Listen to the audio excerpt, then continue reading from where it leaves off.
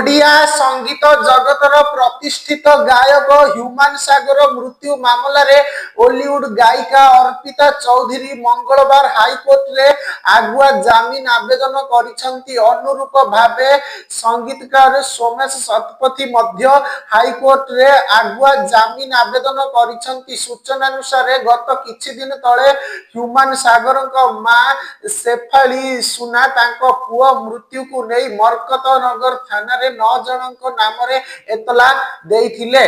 उक्त एतला रे गत 3 रु 4 वर्ष मध्य रे ह्यूमान को निकटतर होइथिबा व्यक्ति को तदंत परिसर भुक्त करबाकू से दाबी करिथिले। ह्यूमान को स्त्री श्रेया मिश्र और तांको परिवार सदस्य डाक्टर शुभेंदु मिश्र, कंठशिल्पी अर्पिता चौधरी और तांको परिवार सोमेश शतपथी, दिनेश बेहरा, मोहम्मद अबिद ओरफ बबलू, प्रशांत बेहरा, लुलु महांती, जगदीश महांती को तदंत परिसर भुक्त करने से एतलारे दर्शाई थिले। एतिसह अर्पिता निकट रे अधिग्रहण करिथिबा समस्त स्थावर और अस्थावर संपत्ति अर्पिता सहित सोमेश संपर्क भुवनेश्वर रे थिबा ऑडियो स्टूडियो रो आर्थिक कारोबार जांच करने को से दाबी करिसेंती। ए सबु दिग को तदंत परिसर भुक्त करने सहित प्रमाण